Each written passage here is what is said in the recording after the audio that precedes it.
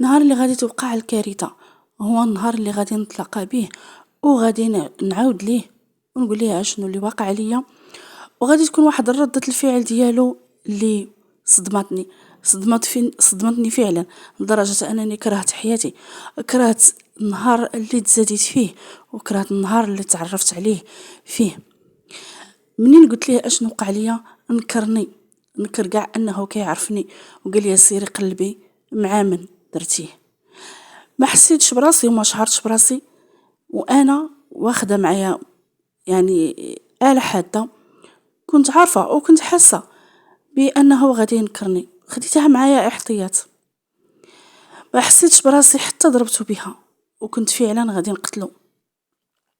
غادي نعاود لكم القصة ديالي من الأول وتعرفوا السبب اللي خلاني ندير هاد الشي.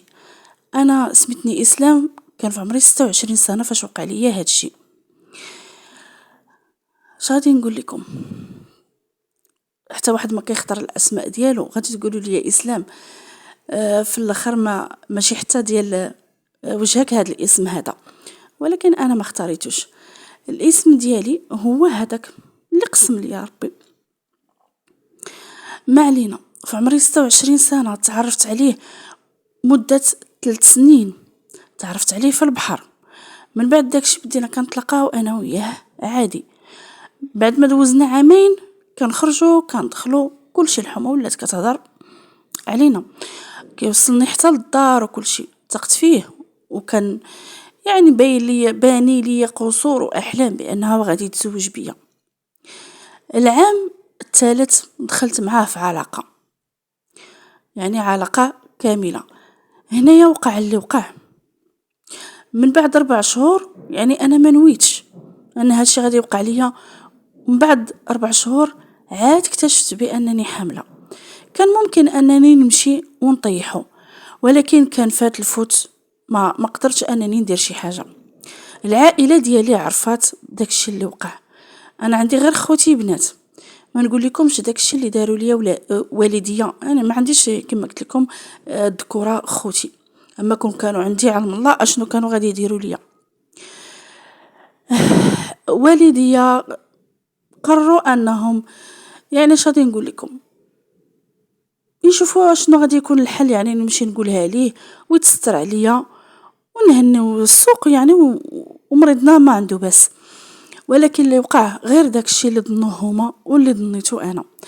النهار اللي غادي نمشي نتلاقى به وغادي نقول له شنو وقع ليا، قلت ليه اولد الناس راه شنو كاين. قال لي ما يمكنش هادشي اللي تقوليه. قلت ليه يمكن، حيت انا ما كنعرف حتى شي واحد من غيرك، غير نتايا اللي كنعرف. فاش غادي نقول لكم في الاول قال لي عرفتي واش غادي ديري؟ غادي ديري اجهاض وغادي نكملوا علاقتنا عادي. هنا بحالي لا استفزني. قلت لها ولد الناس انا راه دابا عندي 4 شهور، ما بقى عندي فين ندير مثلا هذا اجهاض. قال لي كتفلي عليا، كتكذبي عليا، درتيها بالعاني، درتيها قالب ليا، خليتي حتى ولات عندك 4 شهور عاد جايه تقولي لي بان راه ما يمكن لكش ديري اجهاض غير باش تحصليني يعني هذه. قلت ليه علاه انت ما كنتيش اصلا ناوي تزوج بيا؟ قال لي ولكن دابا بالي بحال كتفلي عليا انتي. واش غادي نقول لك سيري شوفي مع من، وانا غير كتفلي عليا من جلست هاد المده كامله وعاد جايه تقولي لي عندك 4 شهور؟ هنايا فعلا حيت انا دغيا كنتعصب وكيطلع لي الدم، ما شعرتش براسي، كنت هازه فعلا آلة حادة. وهاد الآلة حادة ما كنتش قاصده بها انني غادي نضربو بها هو، كنت كنقول غادي انا اللي غندير في راسي شي حاجه. ولكن من بعد ما قال لي ديك الهضره هذيك ما جبتها، ما عقت براسي حتى ضربته هو. ضربته 2 ديال الطعنات كان ممكن انه يتوفى فيهم. داوه مباشرة للمستعجلات. من بعد واحد المدة، يعني بقى مدة، انا اللي وقع ليا هما انهم شدوني في الحبس امور داكشي، يعني ما كانش التسامح، ما سمحوش ليا لا العائله ديالو ولا حتى هو اصلا كان في غيبوبه واحد المده. فتحكم عليا ب10 سنين ديال الحبس، لانني انا غادي نقول لكم اعترفت بداكشي اللي وقع ليا، واعترفت بالسبب. كما قلت لكم هذه غير المده اللي دوزت 10 سنين، اما هو كان تحكم عليا بكثر من 10 سنين ديال الحبس. سوى إلا هذا الراجل هذا نجا وما فقدش الحياة ديالو. إلا فقد الحياة ديالو غادي ناخذ أكثر من هاد الحبس هذا، هاد السجن هذا. ولكن الحمد لله من أنه نجا وعاش. تحكم عليا غير ب10 سنين، يعني فيها بزاف نتاع القضايا. قضية نتاع أنني كنت يعني قضية زنا، قضية أنني حاولت أنني نقتل واحد الشخص يعني عمدان. مهم بزاف ديال الحوايج، ونظرا أنهم شافوا الظروف ديالي فخفوا لي الحكم ل10 سنين. دوزت ديك 10 سنين من ولدت ولدي، ولدت ولد خليته الوالدة ديالي رباوها عائلتي، بقاو مربين. وخرجت أنايا من الحبس ودوزت واحد المدة خدمت فيها. المهم تقبلوني عائلتي، ما رماونيش الحمد لله. رباو ليا ولدي، ومن موراها واحد المدة حتى ولا ولدي تقريبا عنده شي 7 سنين. عاد انايا جاب لي الله واحد الراجل مهم، تزوجت به ولدت معاه واحد الوليد. ولدي حاليا عنده 12 سنة. اش غادي نقول لكم، هذه هي قصتي، قصة اللي غادي نقول لكم انها فعلا عبرة.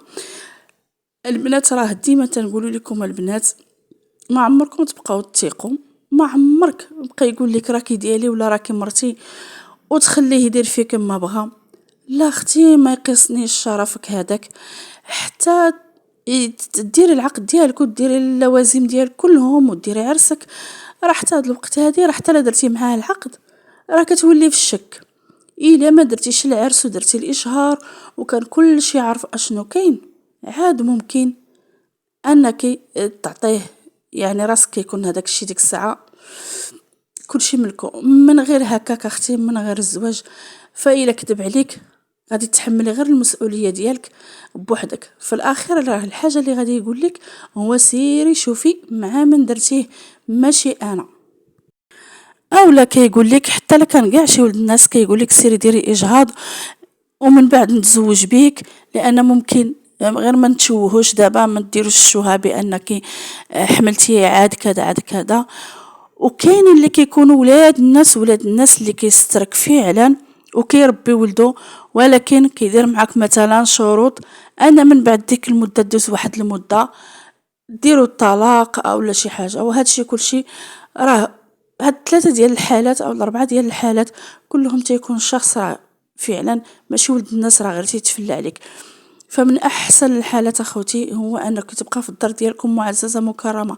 حتى لا هضرتي مع شي واحد ما توصليش معاه شي مواصل اللي ماشي هي هذيك، حتى ديري كل شيء اللوازم ديالك وكل شيء داكشي اللي كيطلبوا منك الشرع والقانون. الدين اولا الدين ديالنا هو الاول اللي كيطلبوا منا، الدين ديالنا. اما الشرع والقانون فكيعترف غير بالورق. غادي يشوف اختي يطلب منك ورقه نتاع الزواج مزوجه بهذا السيد ولا لا، كلشي كيمشي بالوثائق.